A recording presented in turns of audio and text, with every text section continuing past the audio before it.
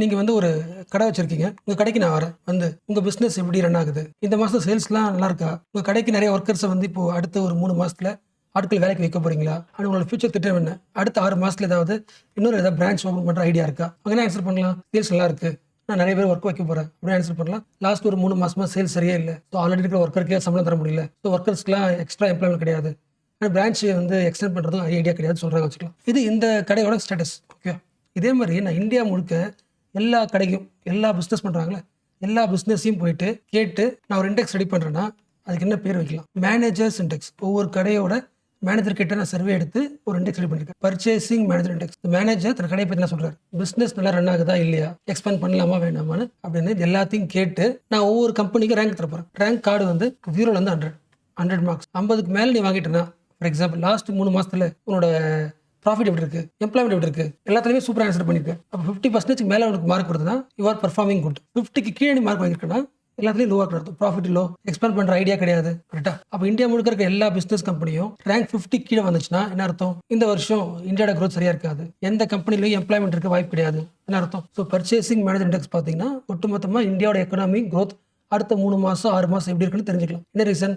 Last 3 மாதம் இல்லை 5 மாதம் எப்படி இருக்குன்னு கேட்டாச்சு. அதை வச்சுக்கிட்டு ஃபியூச்சர் எப்படி இருக்குன்றதை நம்மளால பண்ண முடியும். எப்படி வந்து ஜிடிபி எவ்வளோ இம்ப்ரூவ் ஆயிருக்குன்னு தெரிஞ்சுக்கிற விஷயமோ இந்த சர்வே முக்கியம். மேனேஜரை சர்வே பண்ணுற இந்த இண்டெக்ஸும் முக்கியம். இன்னொன்று முக்கியம் போயிட்டுங்க, ப்ராக்டிக்கலாக இந்தியா முழுக்க எல்லா கடையும் பண்ணுறது ரொம்ப கஷ்டம். என்ன பண்ணலாம்?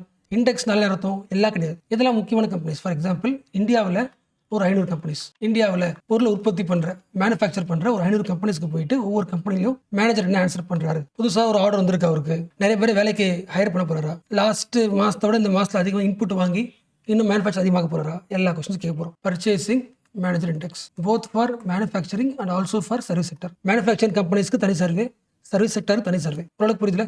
ஒய் பிஎம்ஐ இஸ் இம்பார்ட்டன்டாக தெரியுது உங்களுக்கு. இந்தியாவோட எக்கனாமிக் ஹெல்த் எப்படி இருக்குன்னு தெரிஞ்சுக்கலாமா? ஃபார் எக்ஸாம்பிள் எல்லா பிஸ்னஸோட இண்டெக்ஸும் 50க்கு கீழே ஒர்க் பண்ண அர்த்தம் எல்லா பிஸ்னஸும் கான்ட்ராக்ட் ஆகிட்டு இருக்கு. அப்போ அடுத்த 6 மாதம் க்ரோத் கம்மியாகிடும். இதை தெரிஞ்சுக்கிட்டா இந்தியாவோட எக்கனாமிக் பாலிசியை என்ன பண்ணலான்றது கவர்மெண்ட் ஒரு ஐடியா கொடுக்கும். இப்போ கவர்மெண்ட்டுக்கு இந்த பிஎம்ஐ இண்டெக்ஸ் என்ன பண்ணுது? ஒரு கைட்லைன்ஸாக இருக்குல்ல. அட் தி சேம் டைம் நான் நாளைக்கு புதுசாக கம்பெனி ஆரம்பிக்க போகிறேன், மேனுஃபேக்சர் கம்பெனி. அப்போ அடுத்த 6 மாதம் நான் இதை ஆரம்பிக்கலாம் வேணாமா, எக்கனாமிக் சூழல் எப்படி இருக்குன்னு தெரிஞ்சுக்கிறதுக்கு இந்த இண்டெக்ஸ் முக்கியம். அப்புறம் பிஸ்னஸ் ஆரம்பிக்க போனாலும் அடுத்த ஃபியூச்சர் எப்படி தெரிஞ்சுக்கிறதுக்கு யூஸ் ஆகும், கவர்மெண்ட்டுக்கு யூஸ் ஆகுது. இந்தியோட எக்கனாமி எப்படி இருக்கும், ஃபியூச்சர் எடுக்கும் தெரிஞ்சுக்கிறதுக்கான எக்கனாமிக் இண்டிகேட்டரும் இருக்கு. இந்த விஷயம் நம்ம ஏன் பார்க்குறோம்? இன்னைக்கு ஃப்ரண்ட் பேஜில் பாட்டம் பாருங்களேன், ஃபேக்ட்ரி, அது manufacturing company, factory activity, expansion index, அதாவது purchasers manufacturing index slips to 11 month low of 56.5 in November. கடைசி 11 மாதம் இல்லாத அளவுக்கு ப்ரொடக்ஷன் கம்மியாக இருக்கு. என்ன ரீசன்ஸ் எல்லாம் கொடுத்துருக்காங்க, இதெல்லாம் பார்க்கலாம். ஸோ இதுக்கப்புறம் ஃபியூச்சரில் இந்த ஃபேக்ட்ரி எக்ஸ்பான்ஷன் இண்டெக்ஸ் அப்படி வந்துச்சுன்னா அந்த news most important. Already basics படிச்சிட்டீங்க, அப்டேஷன் பண்ணிக்கணும். ஸோ ஃபர்ஸ்ட் இந்த பாயிண்ட் புரிஞ்சுதா? நம்ம இந்தியன் கவர்மெண்ட் வந்து யோசிக்குது அடுத்த 6 மாதத்துல இந்தியாவோட ஜிடிபியை அதிகமாக்கணும். ஃபார் எக்ஸாம்பிள் 5% இருந்து 8% ப்ரொடக்ஷன் அதிகமாக்கணும் அப்படின்னு ஜிடிபியில் டார்கெட் வச்சதுன்னா அந்த டார்கெட் எப்போ சக்ஸஸ் ஆகும்? இந்தியாவோட எல்லா பிஸ்னஸ் கம்பெனிஸ், மேனுஃபேக்சரிங் கம்பெனிஸ் அவங்களோட பர்ச்சேசிங் மேனேஜர் இண்டெக்ஸ் இருக்கா, அந்த இண்டெக்ஸ்ல எல்லா கம்பெனியோட ரேங்கிங்கும் 50+, அதாவது 60, 70 அதிகமாச்சுன்னா, லாஸ்ட் 4 months விட இண்டெக்ஸ் அதிகமாகிடுச்சுன்னா ஆட்டோமேட்டிக்காக ஜிடிபி ஆகும், அதிகமாகும். ஸோ இந்த லிங்க் புரியுதுல்ல? எஸ். ஸோ இப்போ அட் ப்ரெசென்ட் இந்தியாவோட பிஎம்ஐ என்ன வேல்யூ? 56.5. 50க்கு மேலே தான். பட் கடைசி 11 மாதத்தை கம்பேர் பண்ணும்போது இருக்கிறதே லோவஸ்ட் கான்ஃபிடன்ஸ் தான். நான் லோவஸ்ட் கான்ஃபிடன்ஸ் சொல்லாமா, அதாவது மேனேஜருக்கு என்ன கிடையாது, கான்ஃபிடன்ஸ் கிடையாதுன்னு அர்த்தம். அதாவது எனக்கு புதுசாக ஆர்டர் எதுவும் வரல, நியூ ஆர்டர் எதுவும் வரல, நான் எக்ஸ்பேன்ஷன் பண்ண போகிறது இல்லை, எம்ப்ளாய்மெண்ட் அதிகமாக போகிறது இல்லை. என்ன ரீசன்? எனக்கு கான்ஃபிடன்ஸ் இல்லை. லாஸ்ட் ஒரு 3 மாதம் 5 மாதம் என்னோட ஒர்க் பார்த்து எனக்கு அந்த ப்ராஃபிட்லாம் அனலைஸ் பண்ணி பார்த்தோன்னா எக்ஸ்பேண்ட் பண்ணுற அளவுக்கு எனக்கு கான்ஃபிடன்ஸ் இல்லை.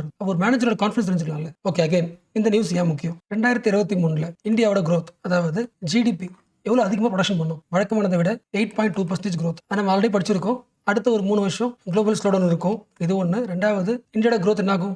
8க்கு மேலே போகாது, கொஞ்சம் ஸ்லோவாகவும் பார்த்துருக்கோம். ஒரு டெம்பரரியாக ஒரு ஸ்லோடவுன் ஆகிட்டு அப்புறம் அகைன் அதிகமாகவும் பார்த்துருக்கோம். 8ன்றது ஆர்பிஐ பேஸ் பண்ணி இந்த வருஷம் 2023 தான் சொன்னானு. S, last year 2023. பார்வை என்ன யோசிச்சுன்னா, ஓகே அப்போ இந்த வருஷம் லாஸ்ட் 8.2னா இந்த வருஷம் ஒரு 7% க்ரோத் இருக்கும், ஒரு 1% க்ரோத் கம்மியோட இம்ப்ரூவ் பண்ணிடலாம் அப்படின்னு யோசிச்சோம். பட் ஃபர்ஸ்ட் ஆஃப் 2024 ஜான்ல இருந்து ஜூலை இந்த ஃபர்ஸ்ட் ஆஃப் பார்த்தீங்கன்னா நம்ம க்ரோத்தே வந்து 6% தான் இந்த இயர். இப்போ ஃபர்ஸ்ட் ஆஃபே 6%னா அடுத்த செகண்ட் ஹாஃப்ல அகைன் 1% அதிகமாக்குறதுன்றது ரொம்ப சேலஞ்சிங். இதுக்கு என்ன ரீசன்? பிஎம்ஐ, அதாவது மேனுஃபேக்சரிங் செக்டர் வந்து அதிகம் ப்ரொடியூஸ் பண்ணல. ஃபர்ஸ்ட் இது புரிஞ்சா? இதே பாயிண்ட்டை இன்னும் கொஞ்சம் பிரேக் பண்ணி பார்க்கலாம். 1 இயர் நம்ம என்ன பண்ணுவோம் எப்போதுமே, ஜான்ல இருந்து டிசம்பர் வரைக்கும் ஒரு 4 குவார்ட்டரா பிரிப்போமா? ஒரு இந்தியாவோட எக்கனாமியோட ஃபர்ஸ்ட் குவார்ட்டர் எங்க ஆரம்பிக்கும்? ஏப்ரல்ல இருந்து ஆரம்பிக்கும்.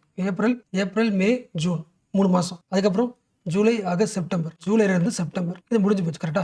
இந்த இயரோட 2 குவார்டர் முடிஞ்சு போச்சு. ஏப்ரல்ல இருந்து ஜூன் ஃபர்ஸ்ட் குவார்டர், ஜூலைல இருந்து செப்டம்பர் செகண்ட் குவார்டர். இந்த செகண்ட் குவார்டர் முடியும் போதெல்லாம் அட்லீஸ்ட் ஒரு 7% growth இருக்கும் நினைச்சோம். பட் செகண்ட் குவார்டர் முடிஞ்சு போச்சு. இப்போ தேர்ட் குவார்டர் அக்டோபர் நவம்பர்லாம் வந்துருச்சு. இந்தியாவோட growth 5%, 5.4%. லாஜிக் புரிஞ்சா?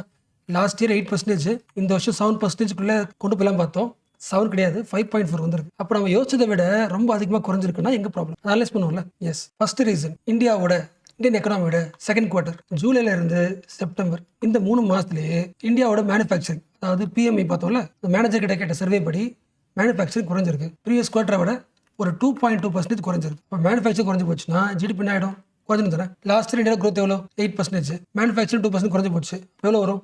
6% வரும்ல, அதான் 5% வந்துருக்கு. ஸோ மேனுஃபேக்சரிங் குறைஞ்சதுனால ஜிடிபி growth குறைஞ்சு போச்சு. ஓகே, அடுத்த கொஸ்டின், மேனுஃபேக்சரிங் ஏன் குறைஞ்சது? நிறைய நியூஸ் பார்த்தாச்சு, நம்ம உங்களுக்கே தெரியும். பட் ரிவிஷன் பண்றேன். நான் ஒரு business person, normal business person. நான் ஒரு பொருளை உற்பத்தி பண்ண போறேன். நான் மேனுஃபேக்சர் பண்றது என்ன தேவை? ஃபர்ஸ்ட் இன்புட் தேவை. இந்த எல்லா இன்புட்டுமே நான் வாங்கி உற்பத்தி பண்றேன், அந்த இன்புட் காஸ்ட்டே அதிகமா இருக்கணும். லாஸ்ட் இயரை விட இந்த இயர் இன்புட் காஸ்ட் அதிகமா இருக்குன்னா நான் மேனுஃபேக்சர் அதிகமாக்கணும். ஏன்னா இந்த டைம்ல அதிகமாக்கினா இன்னும் ப்ராஃபிட் ஆகிடும், கம்மியாயிடும். ஏன்னா நான் வாங்குற இன்புட் காஸ்ட் அதிகமாக இருக்கு. மக்கள் கிட்ட விற்கும் போது ப்ராஃபிட் அதிகமாக இருக்கு. இன்புட் காஸ்ட் அதிகமாக இருந்ததுனால மேனுஃபேக்சரிங் என்ன பண்ணிருக்கு? ப்ரொடக்ஷனை குறைச்சிருக்கு.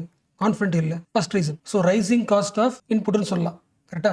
ரைசிங் காஸ்ட் ஆஃப் இன்புட் இன்னொரு சொல்லலாம், இன்ஃப்ளேஷன் சொல்லலாமா? என்ன இன்ஃப்ளேஷன்? Cost push inflation. அதாவது இன்புட் காஸ்ட் அதிகமாயிடுச்சு. அந்த அதிகமாக இருக்கிறதால நம்ம என்ன பண்ணல, அதை வாங்கல, தள்ளியாச்சு. Cost push inflation. ஸோ இன்புட்ல ஒரு இன்ஃப்ளேஷன் இருக்கிறதால, காஸ்ட் புஷ் இன்ஃப்ளேஷன் இருக்கிறதுனால பிசினஸ் பீப்புள் ரா மெட்டீரியல்ஸ் இன்புட்டை அதிகம் பர்ச்சேஸ் பண்ணல. Low purchasing of raw materials because of cost push inflation. But ஒருவேளை நான் ஒரு போல்டான பிசினஸ் மேன், ஓகேவா, பரவாயில்ல, இன்புட் காஸ்ட் அதிகமாக இருந்தாலும் பரவாயில்ல, நான் வாங்கி என்ன பண்ணுறேன், உற்பத்தி பண்ண போறேன்னு வச்சுக்கிறேன். பட் எல்லா முடிவும் என்கிட்ட கிடையாது. நான் லாஸ்ட் இயரை விட இந்த வருஷம் அதிகமாக நான் மேனுஃபேக்சர் பண்ணுறேன்னா அதை வாங்குறதுக்கு எனக்கு ஆர்டர் வரணும். ஓகே, ஸ்லோ ஆர்டர், நிறைய ஆர்டர் வரது கிடையாது, ரொம்ப ஸ்லோவாக வருது. ரெண்டாவது reason. So new orders are slower. இதெல்லாம் தான் நெகட்டிவ்ஸ். இந்த காரணங்களுக்காக இன்புட்டே வாங்க முடியல, அப்படி வாங்கி உற்பத்தி பண்ணாலும் ஆர்டர் வர மாட்டேங்குது. ஸோ மேனுஃபேக்சரிங் குறைஞ்சு போச்சு, ஜிடிபி குறைஞ்சு போச்சு. அப்போ இந்த சிச்சுவேஷனில் இந்தியோட எக்கனாமியில் இந்த டெம்பரரி இந்த ஈவெண்ட்ல ஏதாவது பாசிட்டிவ் இருக்கா? ஒரே ஒரு பாசிட்டிவ், இந்தியோட எக்ஸ்போர்ட் கொஞ்சம் அதிகமாக இருக்கு. என்ன ரீசன்? கிறிஸ்மஸ் வருது, உலகம் முழுக்க கிறிஸ்மஸ் வருது. கிறிஸ்மஸ் அப்போ மக்கள் என்ன பண்ணுவாங்க? அதிக பொருள் வாங்குவாங்க, அதாவது செலவு பண்ணுவாங்க, அதாவது டிமாண்ட் பண்ணுவாங்க. அதிகமாக பொருள் வாங்கினாங்கன்னா பொருள் சீர்த்து போயிடும், மேனுஃபேக்சரிங் ஆகும், அதிகமாகும். ஸோ ஒரு ஃபங்க்ஷன் எப்படி எக்கனாமி இன்ஃப்ளூன்ஸ் பண்ண தெரிஞ்சுல உங்களுக்கு? எஸ், கிறிஸ்மஸ்ன்றது ஒரு கல்ச்சுரல் ஈவெண்ட்.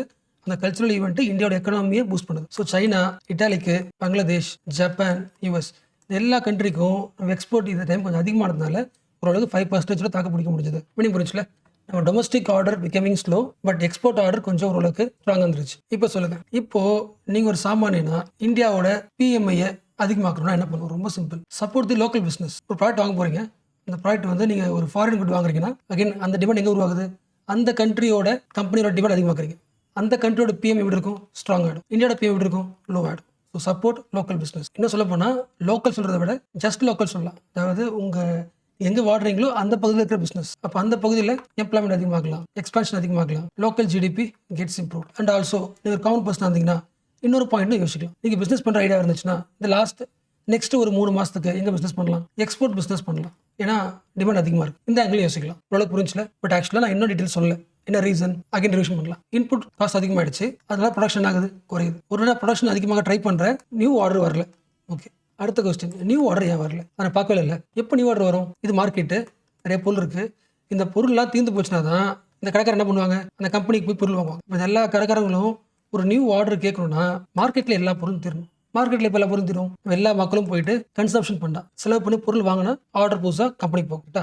எங்கே ப்ராப்ளம்? மக்கள் கிட்ட தான் problem. So peoples are spending very less money. So spending become லெஸ்ஸா. முக்கியமாக எந்த பொருள் இந்த காலகட்டத்தில் லாஸ்ட் ஒரு 3 மாசத்துல ஃப்ரிட்ஜ் வாங்குறது, வாஷிங் மிஷின், அப்புறம் கிராசரிஸ் கூட வச்சுக்கலாம். கிராசரிஸ் எல்லாத்தோட ஸ்பெண்டிங்கும் குறைச்சிட்டாங்க. இவங்கன்னா யாரு? Urban people. இந்தியாவோட ஜிடிபிக்கு முக்கியமாக அதிகமாக காரணமே அர்பன் டிமாண்ட் தான். அர்பன் மார்க்கெட்டில் தான் அதிக பொருள் வாங்குவாங்க. இந்த அர்பன் கன்சியூமர்ஸே டிமாண்டை குறைச்சிக்கிட்டாங்க. Spending less. ஒய்? ஆல்ரெடி பார்த்தது தான், அகைன் பார்க்கலாம். ரெண்டே விஷயம் தான். நீங்கள் அர்பனில் வாடுறீங்கன்னா உங்களோட வாலெட், உங்களோட பர்ஸில் அதிகமாக காசு இருக்க மாட்டேங்குது. என்ன ரீசன்? உங்கள் சம்பளமும் கடைசி 5 இயர்ஸாக ரொம்ப அதிகமாகல. உங்களோட சம்பளம் லோ வேஜ் க்ரோத், வேஜோட க்ரோத் ரொம்ப கம்மியாக இருக்குது. ஸோ பர்ஸ் அப்படி தான் இருக்குது. ஒன்று, ஒருவேளை காசு வந்துச்சுன்னா நீங்கள் சாதாரண ஒரு காய்கறி, வெஜிடபிள்ஸ், ஒரு காய்கறி பழம் வாங்குறதுக்கு நிறைய காசு செலவாயிடுது. Why? Inflation. So low wage growth and rising prices. முக்கியமாக ஃபியூல் இருக்குல்ல, ஃபியூலோட டேக்ஸ் அதிகமாக இருக்குது. நீங்கள் நோட் பண்ணீங்களா? High taxes on fuel and daily goods. நம்ம பர்ஸில் இருக்கிற சில காசு டேக்ஸ்க்கு போயிடுது. ஸோ மார்க்கெட்டில் என்ன கிடையாது?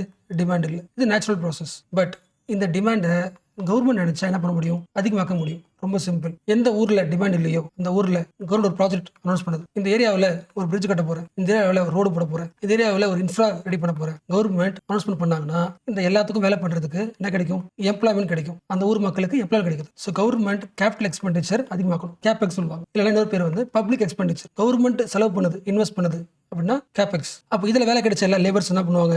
அந்த காசை வச்சுக்கிட்டு மார்க்கெட்டுக்கு போவாங்க, பொருள் வாங்குவாங்க, டிமாண்ட் ஆகிடும், அதிகமாகிடும், எக்கனாமி கொஞ்சம் மூவ் ஆக ஆரம்பிக்குது. பட் மூணாவது ரீசன் இதுதான், பப்ளிக் எக்ஸ்பெண்டிச்சர். கேபெக்ஸ் அந்த அளவுக்கு இன்வெஸ்ட்மெண்ட் பண்ணல. கேபெக்ஸ் ரொம்ப ஸ்லோவாக தான் இன்வெஸ்ட் பண்ணிருக்கு. ஸோ மூணாவது point, public spending is delayed. So urban wallet எப்படி இருக்கு? ஸ்ட்ரெச் ஆயிடுச்சு, கம்மி ஆயிடுச்சு. ரீசன் பார்த்தாச்சு. அண்ட் ஆல்சோ இன்டர்ஃபியர் பண்ண வேண்டிய கவர்மெண்ட் ஸ்பெண்டிங், பப்ளிக் ஸ்பெண்டிங்கும் கம்மி ஆயிடுச்சு. ஸோ கவர்மெண்ட் என்ன பண்ணிடுச்சு? சரியான நேரத்தில் இன்வெஸ்ட்மெண்ட் பண்ணல, காலம் வரைடுச்சு. இப்போ அடுத்த லாஸ்ட் சொல்யூஷன் யாரு? ஆர்பிஐ. ஸோ கவர்மெண்ட் என்ன பண்ணுது? ஆர்பிஐ கிட்ட சொல்லுது, சி எந்த பிசினஸ் பீப்புளும் இன்வெஸ்ட் பண்ணவோ எக்ஸ்பேண்ட் பண்ணவோ தைரியமா இல்லை. அது பிஎம்எல் தெரிஞ்சு போச்சு. அப்படின்னு அர்த்தம் பிசினஸ் பீப்புள் கிட்ட ப்ராஃபிட் கொஞ்சம் கம்மியா இருக்கு. ஓகே, இப்படி ஒன்று பண்ணு, எல்லா பேங்க்ஸ்லையும் சொல்லி லோன் தர்ற வட்டி ரேட், இன்ட்ரெஸ்ட் ரேட்டை குறைச்சிரு. யாருக்கு? பிசினஸ் பீப்புளுக்கு. அப்போ என்ன ஆகும்? எல்லா பிசினஸ் பீப்புளும் கடன் வாங்க வருவாங்க. அந்த கடன் வாங்கின காசை வச்சுக்கிட்டு அகைன் மேனுஃபேக்சரிங் அதிகமாக்கலாம். இதை பண்ணு யார் சொல்றா? கவர்மெண்ட் சொல்றாங்க. பட் ஆர்பிஐ கேட்குமா? வாய்ப்பே கிடையாது. என்ன ரீசன்? ஆல்ரெடி இந்தியன் எக்கனாமிக்குள்ள என்ன இருக்கு? இன்ஃபிளேஷன் இருக்கு. அதாவது ஆல்ரெடி மணி சப்ளை அதிகமா இருக்கு. எல்லா வெஜிடபிள் காஸ்ட், ஃப்ரூட்ஸ், கிராசரிஸ் எல்லா பிரைஸ் அதிகமா இருக்கிறதுனால இப்போ நான் வந்து வட்டி ரேட்டை குறைச்சா எல்லாரும் என்ன பண்ணுவாங்க? அந்த பிசினஸ் பீப்புள் காசு வாங்குவாங்க, காசு வாங்கி மேனுஃபேக்சர் பண்ணுவாங்க, எம்ப்ளாய்மெண்ட்டுக்கு ஆளை வைப்பாங்க, நிறைய பேர் சம்பளம் கிடைக்கும், அகைன் மார்க்கெட் ஆகும், என்ன டிமாண்ட் பண்ணுவாங்க? இன்ஃபிளேஷன் அதிகமாகும். கரெக்டா? ஸோ ஆல்ரெடி மணி சப்ளை அதிகமாக இருக்கிறதுனால நான் இன்ட்ரெஸ்ட் ரேட்டை குறைக்க மாட்டேன். இது யாரோட ஸ்டாண்டு? RBI stand. ஸோ லாஸ்ட்டாக யாருக்கு சேலஞ்ச்? ஆர்பிஐக்கு சேலஞ்ச். ஓகே, ஒரு பக்கம் காஸ்ட் புஷ் இன்ஃப்ளேஷன் அதிகமாக இருக்கு, இன்புட் காஸ்ட் அதிகமாக இருக்கு. இப்போ பிஸ்னஸ் பீப்புளுக்கு வட்டி கொடுத்தா, லோ இன்ட்ரெஸ்ட்டுக்கு லோன் கொடுத்தா அவங்க என்ன பண்ணுவாங்க? இன்னும் கொஞ்சம் இன்புட் காஸ்ட் அதிகமாக வாய்ப்பு இருக்கு. டிமாண்ட் அதிகமாச்சுன்னா இன்னும் விலை அதிகமாகல. ஸோ இன்ஃப்ளேஷன் இன்னும் அதிகமாக வாய்ப்பு இருக்கு. இன்ஃப்ளேஷனையும் கண்ட்ரோல் பண்ணணும். அட் சேம் டைம் இந்தியாவோட ஜிடிபி 8லேருந்து இப்போதைக்கு 5% வந்துருச்சு. இந்த growth அதிகமாக்கணும். ஸோ பிஸ்னஸ் பீப்புளுக்கு காசும் தரணும், காசு கொடுத்தா இன்ஃப்ளேஷனும் வராமல் பார்த்துக்கணும். அப்போ இந்த டைமில் வட்டி என்ன பண்ணலாம்? ஃபியூச்சரில் இந்த வீக்கில் ஒரு முடிவை ஆர்பிஐ எடுப்பாங்க, அதை பார்க்கலாம்.